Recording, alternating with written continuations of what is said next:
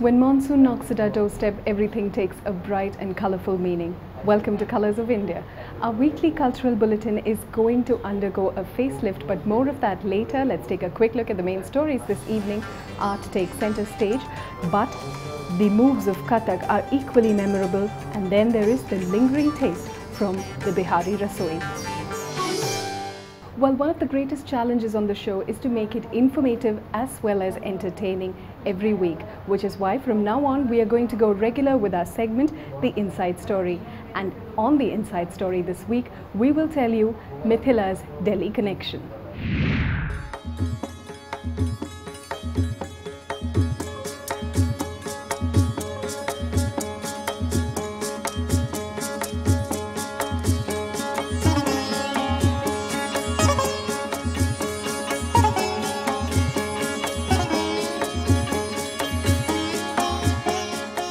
Walking down the lanes of New Ashoknagar, I was eager to find out how an art form like Madhubani has trickled through the sands of time to find its way here.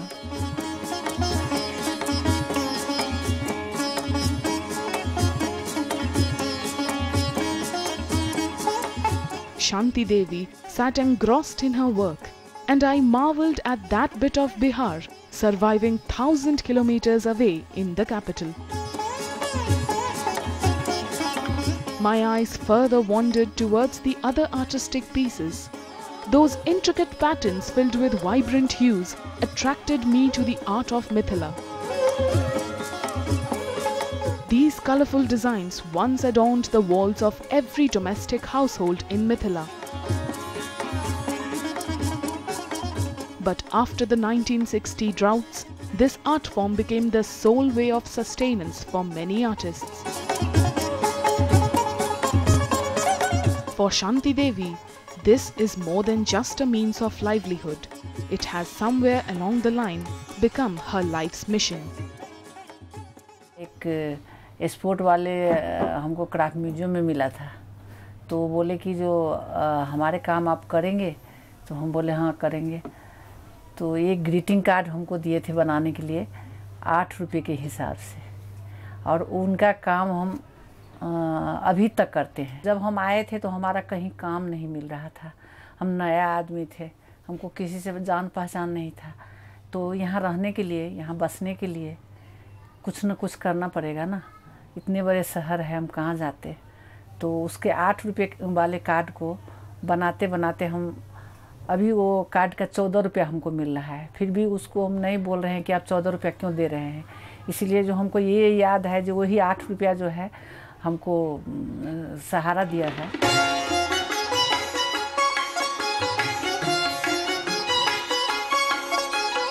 Shanti Devi's photographs with former President APJ Abdul Kalam and New Zealand's 37th Prime Minister Helen Clark prove that her art has been recognized and awarded.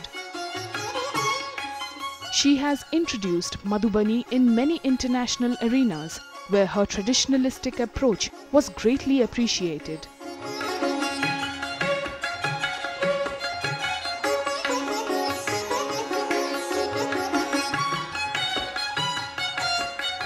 While her medium has changed from cowdung plastered walls to handmade paper,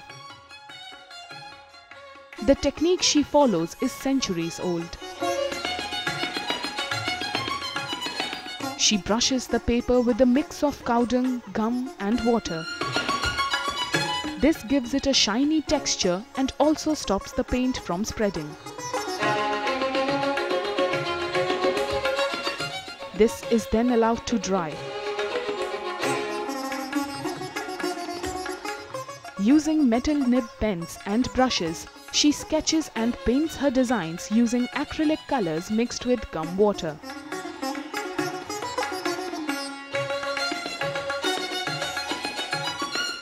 She began her art training at the age of 10, and her freehand style speaks for itself.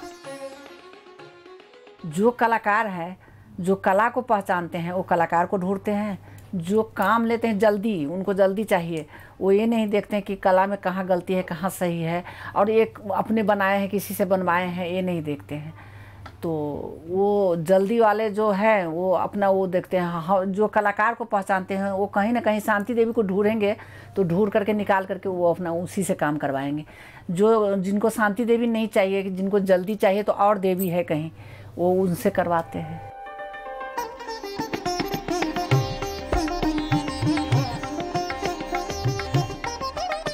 While the art has largely remained the same, the medium of its representation has undergone many changes.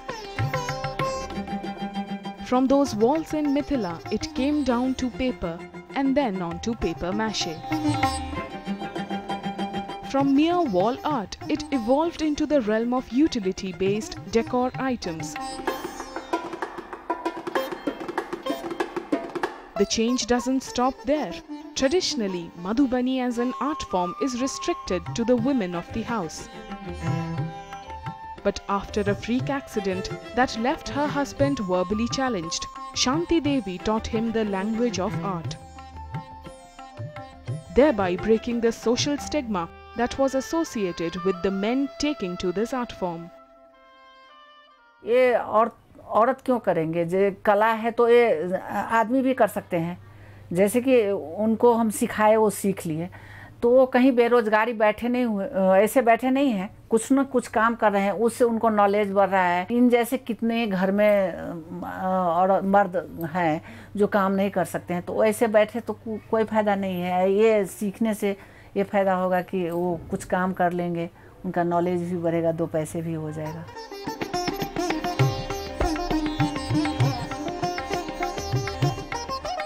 Shanti Devi continues to tell the story of Mithila while reinventing her art each time. When Katha, a Delhi-based NGO, approached her with a project, she jumped at the idea. Bioscope, a book for children published by this group, has Shanti Devi's Madhubani illustrations. As the pages unfold, Champa, who is the narrator, introduces the village of Mithila and tells the story of Madhubani. बच्चों को अगर direct painting दिखाई जाए तो शायद ज़्यादा प्रभावित नहीं होंगे। अगर इसके पीछे कोई स्टोरी अगर दिया जाए तो वो खासकर उससे ज़्यादा प्रभावित होंगे। जैसे कि कोई कहानी उठा ले, कोई इंस्पायरेबल कहानी हो जिससे उनको एक शिक्षा मिले, उस माध्यम से अगर इस चित्र को प्रस्तुत किया जाए तो वो ज़्यादा समझेंगे। ऐसे कार्ड दे दे तो ये सब बच्चे के समझ की बात नहीं है।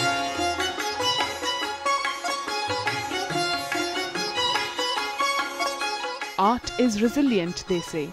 But most times, artists like Shanti Devi and art forms like Madhubani get stuck in the muddy battle of dealers. But as ideas can't be tamed, Madhubani makes an appearance on various mediums: paper, paper mache and fabric. It continues to live and to conquer eager minds. This centuries-old art form is one of the many things that define India's ethnic equation. But during commercialization, the main challenge is to maintain the grammar of this art form. Well, it's time now for us to go on a quick break here. We'll see you on the other side. On the other side, the swirls of Kathak, followed by the unexplored Bihari cuisine.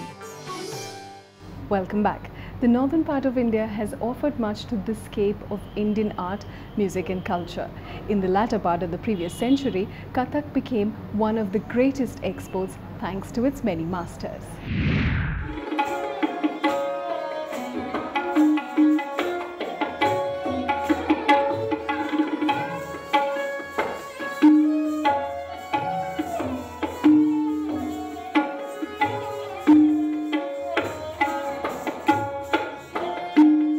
Storytelling is an art that has evolved with human civilization. From mere symbols to oral orations to performing on the stories, man has always found newer and better ways to communicate and understand things.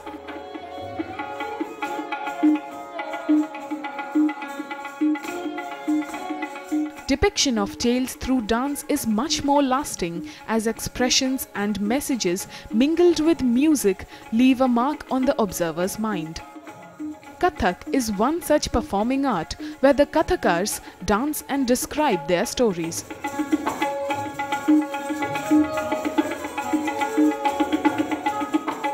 हमारे मेरा कोशिश ये है कि हाँ ज़रूर contemporary world में तो ज़रूरी है थोड़ा सा फ्यूजन मिक्स, ठीक है, पर उसका क्लासिकल जो फॉर्म है उसको तो अपनी जगह में रखना ही चाहिए। उसका जो अपना वजूद है, उसका एग्जिस्टेंस है, वो रखना चाहिए। उसके साथ छेड़खानी ना करे। वो अपनी जगह में है, फ्यूजन अपनी जगह में है, फ्यूजन कभी कन्फ्यूजन ना हो। Cherished by the Maharajas in their courts earlier, the stories in Kathak are mostly dedicated to the gods.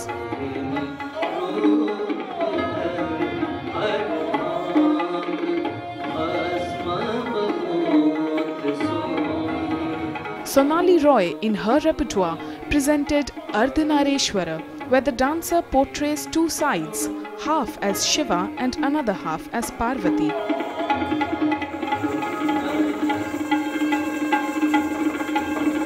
This piece explores the dynamism through the Tandava and the gentle subtlety through the Lasya aspect of classical dance.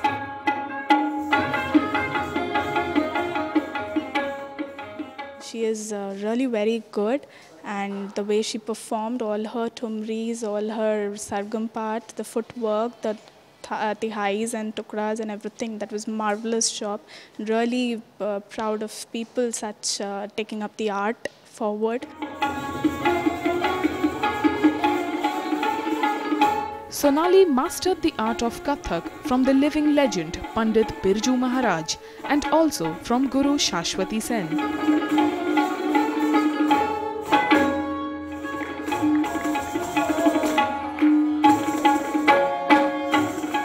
Her deep understanding of the art can be seen when she performs the technically rhythmic part of Kathak, dancing to a 16-beat tal. I like this performance very well, and she is a wonderful dancer.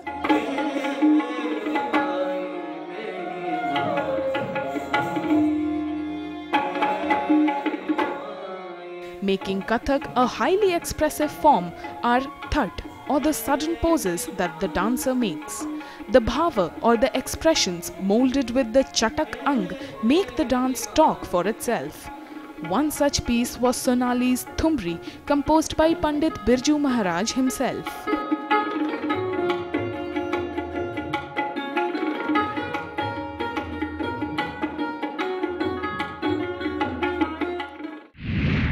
It is the subtleness balanced with the swiftness that makes it awe-inspiring.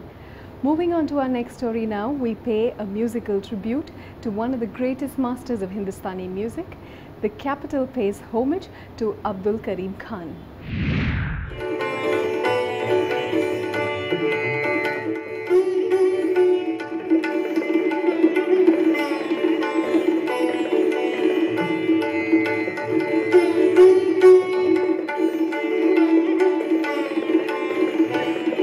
Compositions like Khayal, Thumri, Drupad, Ghazals and others define Hindustani Sangeet.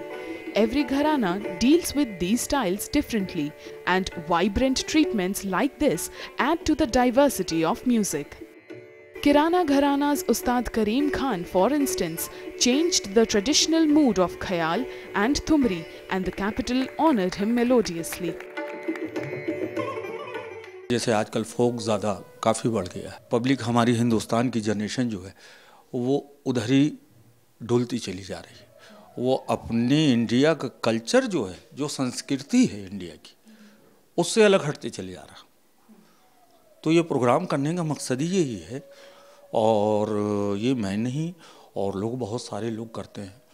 तो मेरी जितनी भी generation है और जितनी भी public है उससे यही गुजारिश है कि कम से कम अपने हिंदुस्तान की जो परंपरा है या वो कल्चर है, कम से कम उसको तो ना छोड़ें।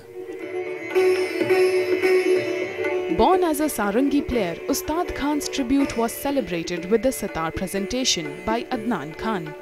Since Pandit Ravi Shankar revolutionized the sitar, one tends to look for the same vigor in every sitarist, and Adnan did not disappoint.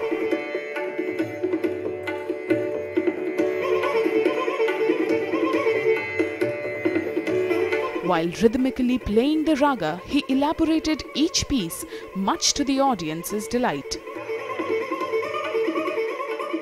शास्त्रीय संगीत को बचाने का एक यही तरीका होता है कि पुराने बुज़ुर्गों को लिया जाए और उनके नाम से एक इवनिंग कर दें, तो फिर वो अच्छा रहता है। अब ये जो आज की जो इवनिंग थी वो उस्ताद अब्दुल करीम खान साहब जो एक तान रतन रह चुके हैं उनको डेडिकेट करी गई थी।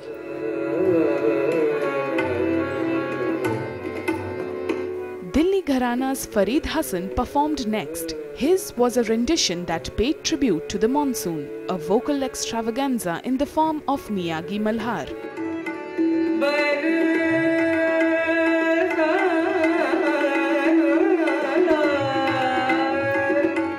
The tunes seemed to melt into each other through the power of his flexible voice. With a keen understanding of the Gaiki Ang, he delivered complex and swift movements perfectly. The beauty of the Malhar took you into the rainy season. You just felt as though it's all happening in front of you. That's the beauty and the artistry of the artist, that he can create anything without even moving. He creates the ambience. The musical fest didn't end there. Master flutist Pandit Rajendra Prasanna presented a phenomenal rendition.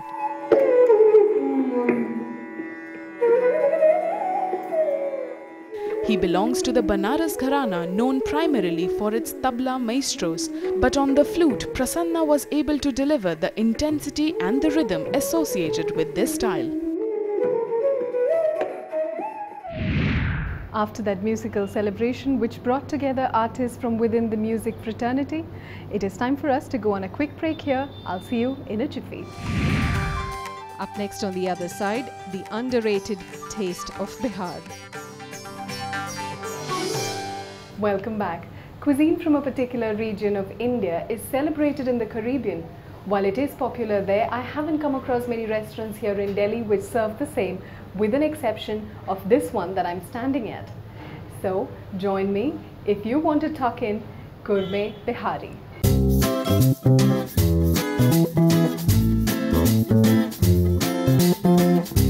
The Potbelly Café is on the 4th floor of a building in Shapurjat, and the place is also high on style.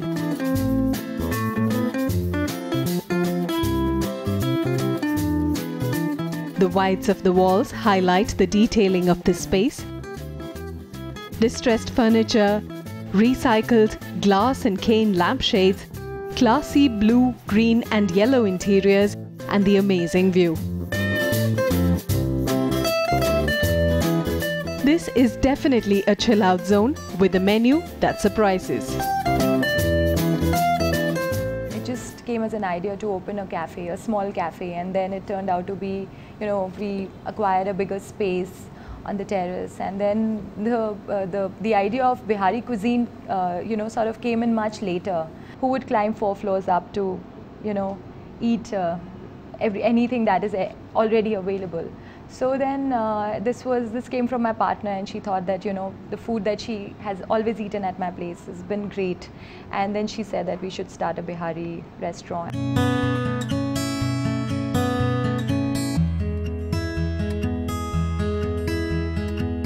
Food from the state of Bihar has a long-running lineage.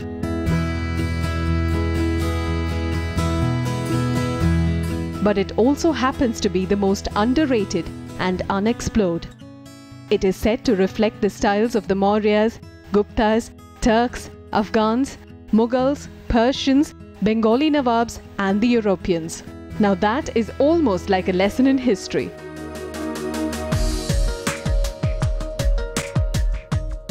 So when you look at the starter, Machi Goli or fried fish balls, which is served with khasta palak roti or crumbly spinach bread, the Bengali influence is clearly visible. On the other hand, the bagia basket with rice flour dumplings served with potatoes, lentils and spices is something else. And of course there is the perfect summer fix, the sattu cooler. Look at all that here. I'm just super excited about trying some cuisine that I've never ever tasted before.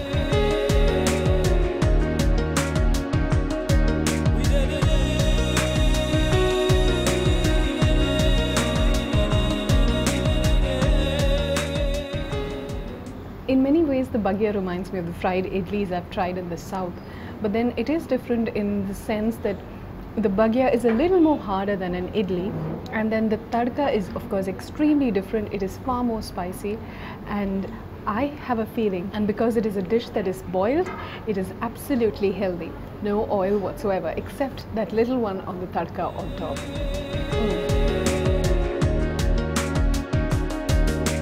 Bukan lelaki, manusia sebagai.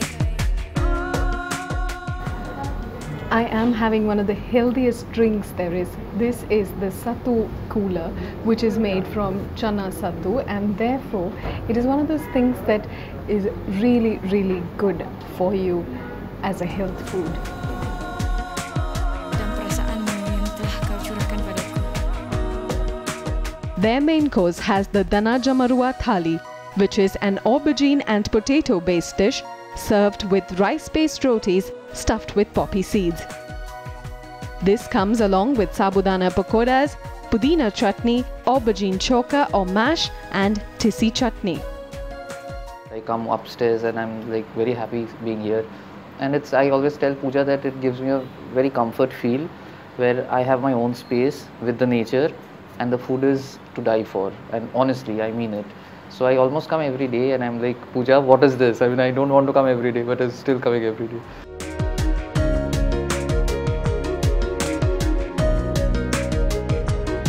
For lunch, I wanted to try Bihar's signature dish, so I went with the obvious. Litti, flour crust stuffed with sattu, made for a great meal, especially when it is served with mutton curry, grilled and mashed eggplants and potatoes.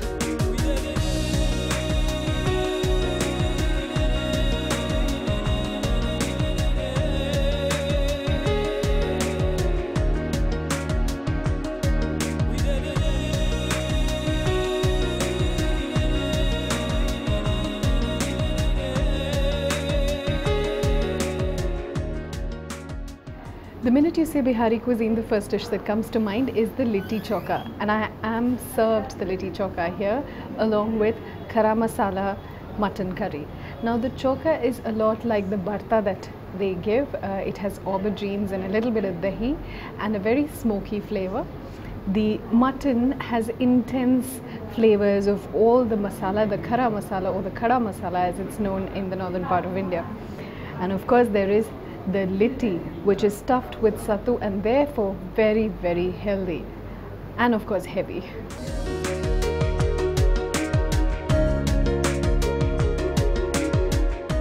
But if you'd rather try something else, then you can always go with the makhana thali. This one has a lotus seed and sweet pea sabzi that is served with a palak and onion puri, tomato chutney, aloo choka, and flexi seed chutney called tissi are other accompaniments. And don't forget the dessert, kheer from makhana, special because it has lotus seeds, khoya and kesar, apart from the milk and sugar of course.